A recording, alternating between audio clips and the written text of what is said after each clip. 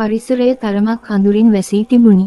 දිලාන් සහ නීත්‍රා පිටුපස හැරී බැලුවද පිටුපසින් තිබූ වාහනයේ ලාම්පු එළිය හේතුවෙන් ඔවුන්ට කිසිවක් පෙනුනේ නැත. නීත්‍රා හයෙන් අල්ලගන්න. ඉක්මනින් ක්‍රියාත්මක වූ දිලාන් වාහනය පණ ගන්වා ඉතාමත් අවදානම් ලෙස වංගු සහිත පාරක ධාවනය කර අතුරු පාරකට හරවා නතර කළේය. මද දුරක් පිටුපසින් පැමිණි වාහනය ඔවුන්ව හඹා ආවද එම වාහනය මගහැර යාමට දිලාන් සමත් වී තිබුණි. නීත්‍රා ඉක්මනට බහින්න. අපි හැංගෙන්න ඕන. වාහනයෙන් වැසගත් ඔවුන් මද දුරක් දිව ගොස් සැඟවුණි.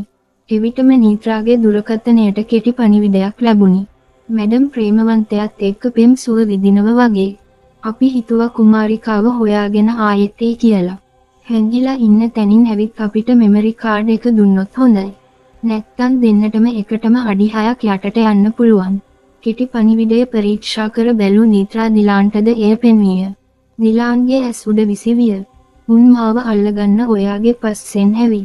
දැන් උන් දන්නව ඇති ඔයත් ෆොටෝ එක ගැන දන්න බව. ඔයාගේ ෆෝන් එක විසි කරන්න වෙනවා. ඒක ට්‍රැක් කරනවා ඇති.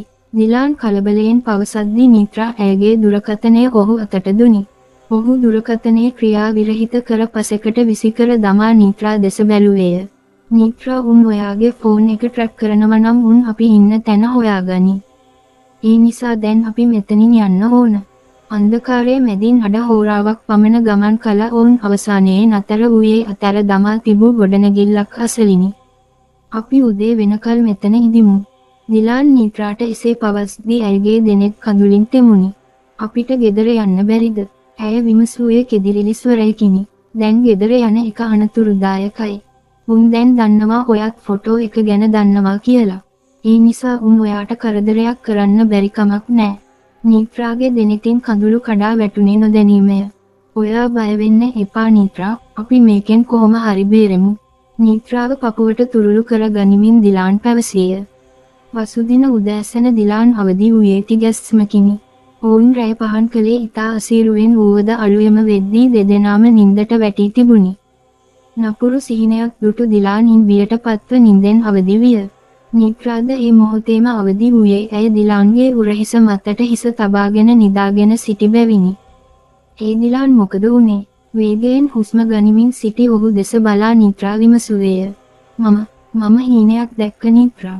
කීයද වෙලාව? දිලාන් විමසුවේ වටපිට බලමිනි. 7ට කිට්ටුයි. අපි දැන් මොකද කරන්නේ? මට හොදටම බඩගිනි. නීත්‍රා පැවසුවේ මුව හකුලුවාගෙනය. මම හිටපු තැනට යමු. මම මෙච්චර කාලයක් හැංගිලා හිටියේ එතන. අපිට එතන බය නැතුව ඉන්න පුළුවන්. පුරා හෝරාවක් පමණ ඇවිද ගිය ඔවුන් දිලාන්ගේ සැගවුණු නවාතැන කරා ළඟා විය. එය රබර් වත්තක් මැද්දේ වූ කුඩා නිවසකි. පිනෙන තෙක් මානයේ වූයේ රබර් ගස් පමණි. කුඩා ප්‍රමාණයේ නිවසක් වූවද ඉතා අලංකාරවත් වූ බැවින් නිවසට ඇතුළවත්ම නීත්‍රාගේ මුවගේ සිනාවක් ඇඳුනි. ඇය එහි වූ කුඩා සෝපාවේ අසුන් ගන්නා අතරතුර දිලාන් මුළු තැන්ගයට පිවිසිය. විනාඩි කිහිපයක් යද්දී දිලාන් පැමිණියේ ඔවුන්ට උදෑසන ආහාරයත් සමගය. වසුදා උදෑසනින්ම දිලාන් අවදි වූයේ පෙර දින ඔවුන් දෙදෙනා කතා කරගත් පරිදි මියගිය සරසවි සිසුවවන පහන්ගේ තොරතුරු සොයා බැලීමට යාමටයි. පෙර දින විවේකීව කල්ගත කල නිසා නීත්‍රාටද ප්‍රබෝධමත් බවක් දැනුනි. පෙරවරු 10 පමණ වෙද්දී දෙදෙනා විශ්වවිද්‍යාලය අසලට ළඟා විය. සැලසුම් කරගත් පරිදි දෙදෙනා එතනින් වෙන්ව යාමට සූදානම් විය. දිලාන්ගෙන් සමුගත් නීත්‍රා තම පාසල් එහෙලියක වූ තනුජා මුණ ගැසීමට පිටත් විය. කාලයත් සමග එහෙලියන් දුරස් වූවද ඔවුන්ගේ මිතුදම පළුදු නොවී තිබුණි. අනේ නිතෝ වරෙන් ඇතුළට. මේ මොකද බං ඔබ ඇදිලා ගිහින් වගේ. පාසල් එහෙලියන් පමණක් ආමන්ත්‍රණය කළ නිතු යන නම නීත්‍රාට ඇසුනේ බොහෝ කලකට පසුය. ඔබ නම් තවත් හැඩවෙලා අම්මා කෙනෙක් කියලා හිතන්නවත් බෑ. දෙදෙනාම සිනාසෙමින් ආලින්දයට ඇතුළු විය. ඔහොම පොඩ්ඩක් ඉඳපන්කෝ. මං බොන්න මොනවා හරි අරන් එන්නම්. මොකුත් එපා තනු. මම ආවේ ඔබෙන් ලොකු උදව්වක් ඉල්ලන්න. මෙතනින් ඉඳගනින්කෝ.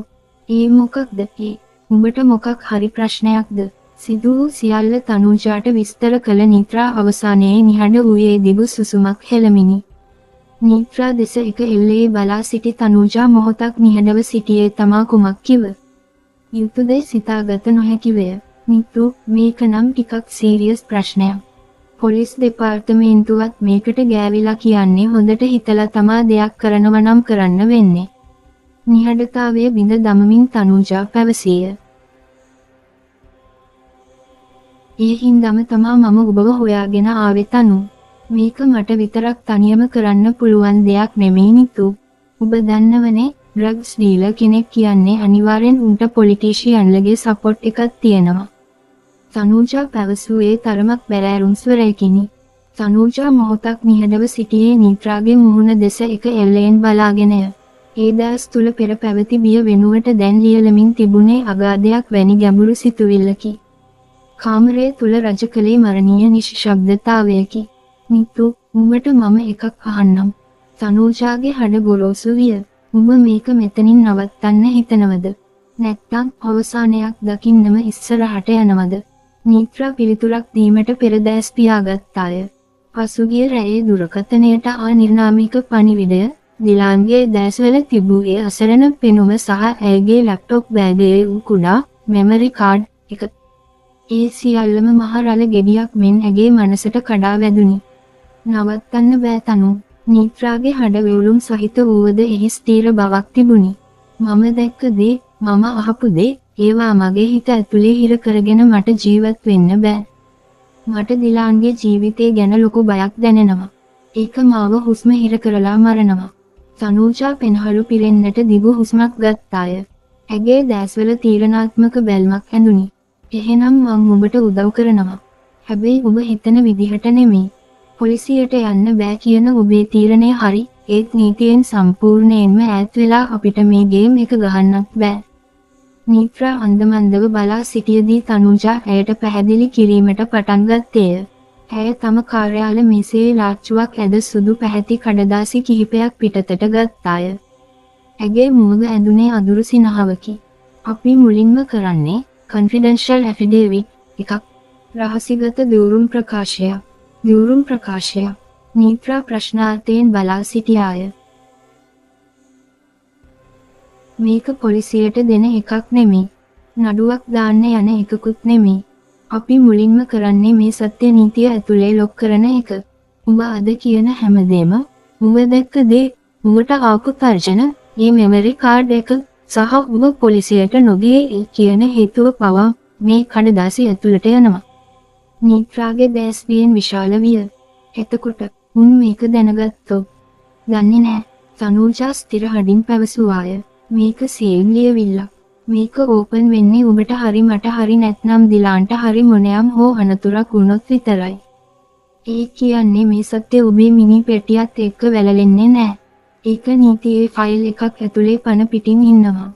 කාමරයේ වාතය පවා බර වූවක් මෙන් නීත්‍රාට දැනුනි. ඇගේ හදවත පපුව පලාගෙන පිටතට ඒමට වෙර දරන්නක් මෙන් ගැහෙන්නට විය. නිතු, මේකට අත්සන් කරපු මොහොතේ ඉඳන් ඔබට ආයේ හැරෙන්න බෑ. උඹ මේ කියන්නේ සත්‍ය කියලා දිවුරනවා.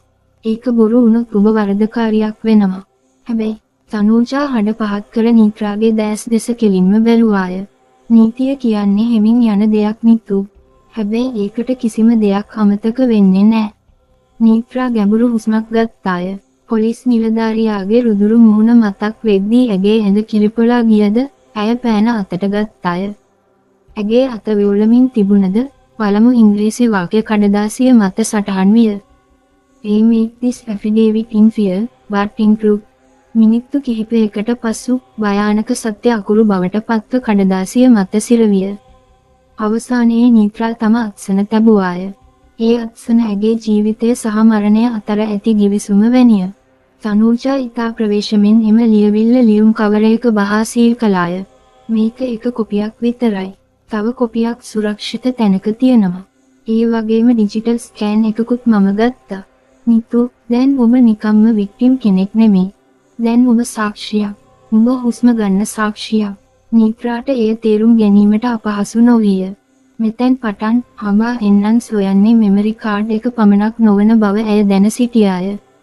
ඔවුන් සොයා එන්නේ නීතියේ හදවත තුල සිරකල ඒ භයානක සත්‍යයයි.